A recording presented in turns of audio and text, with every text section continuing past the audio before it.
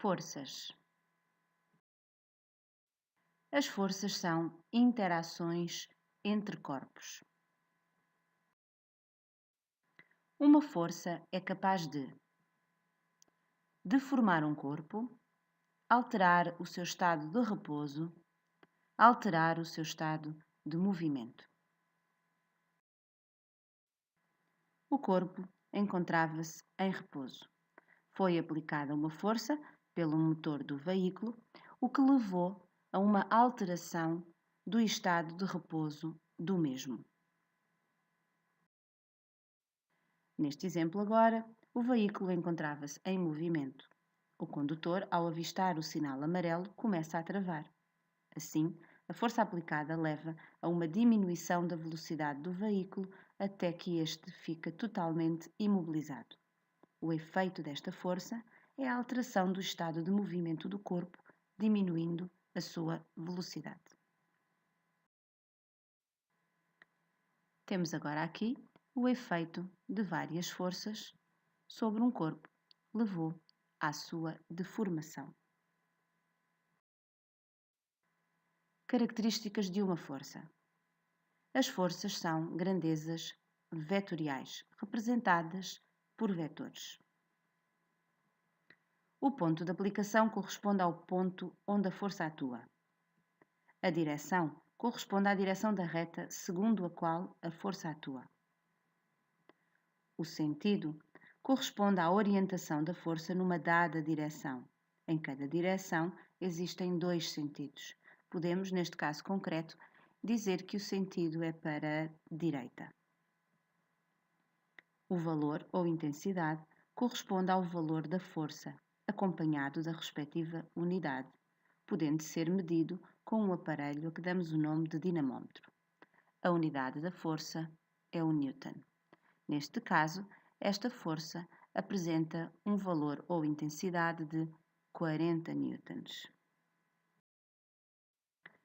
Forças do dia a dia. O peso do corpo é uma força que atua nos corpos e corresponde à força atrativa entre a Terra e o corpo. Aponta sempre para o centro da Terra. A reação normal é uma força que é aplicada a um corpo quando este está assente sobre uma superfície.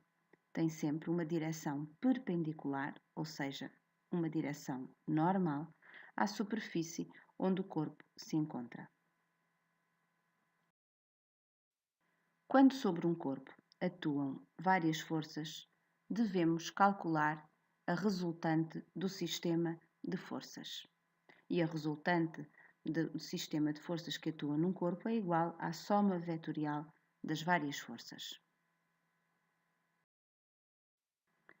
Resultante de um sistema de forças quando as forças apresentam a mesma direção e o mesmo sentido.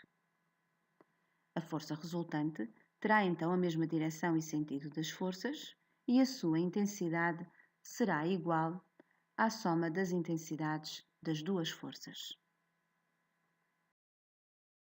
Se as forças apresentarem a mesma direção, mas sentidos contrários, então a força resultante terá a direção e o sentido da força de maior intensidade, que neste exemplo corresponde à força F1. E a sua intensidade será igual à diferença entre a intensidade da maior e a intensidade da menor força. Para calcular a resultante de um sistema de forças onde as forças são perpendiculares entre si, deveremos aplicar a regra do paralelogramo.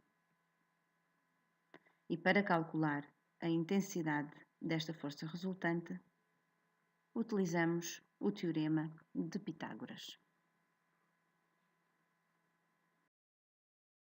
Terceira lei de Newton, conhecida como lei da ação-reação. Temos aqui representada uma maçã em cima de um livro.